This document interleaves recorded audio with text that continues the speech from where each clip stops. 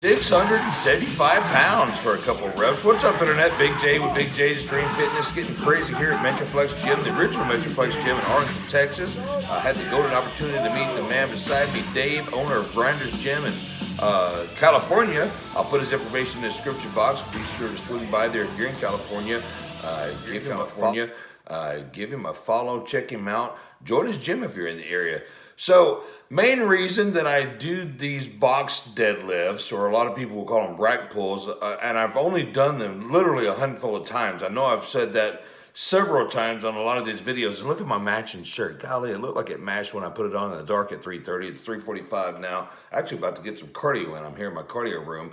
Yep, that's right. Trying to lose a little weight and trying to stay healthy too. But back to the story.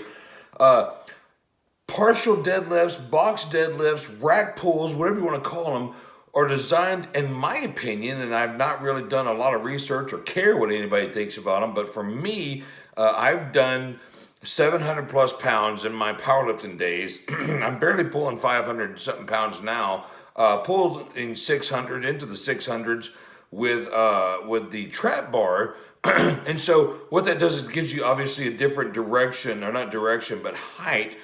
So you can either work on a sticking point or lift past your sticking point that you're not stuck at. And it's two types of lifts. Number one, it's an ego lift, because you can lift a whole lot more if you get the bar above your sticking point, or it's definitely designed to help you get stronger and get through and train through that sticking point. So in all actuality, a rack pull, instead of these girls putting four plates on there and lifting 6 inches above their knees, some of you guys are doing the same thing, right below the knees or whatever. That's where I was, right below the knees. And yeah, I'm probably not able to pull a 675 off the ground. Getting closer because I am training, but in all actuality, a rack pull, and I learned this from one of the strongest deadlifters I've ever met, Damon, I think is his name, and he basically taught me a couple of things, and I gathered this information on my own.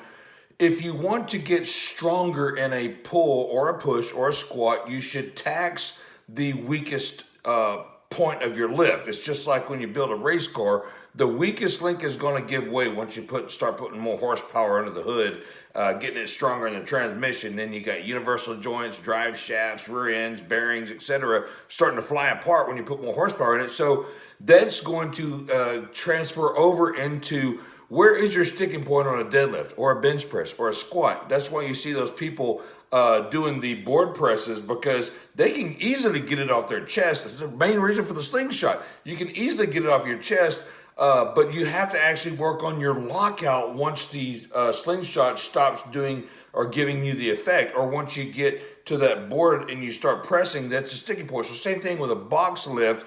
You find out where you're sticking, like on your heaviest lift, you record it, and okay, the bar is 1.5 inches or 3 inches or 5 inches below or above my knee. So that's where I need to build my box to put that bar right there at that sticking point. And then you will start to obviously not be as strong at that, which you shouldn't be if you're working on sticking points.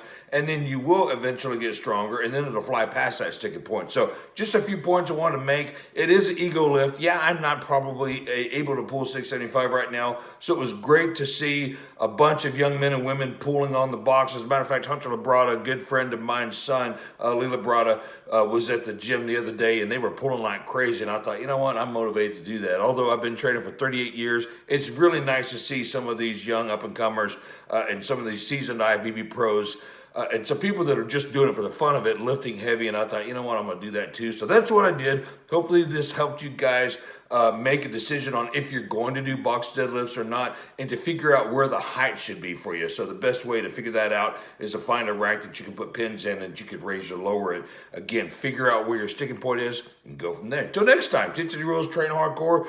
Huge shout out to Texas Power Bars. That was a badass deadlift bar that I was using. I didn't mean to say badass, sorry. A really awesome bar that I was using. That was one of the newer ones that we got from them a few months ago. So we'll see you next video. Thanks for tuning in.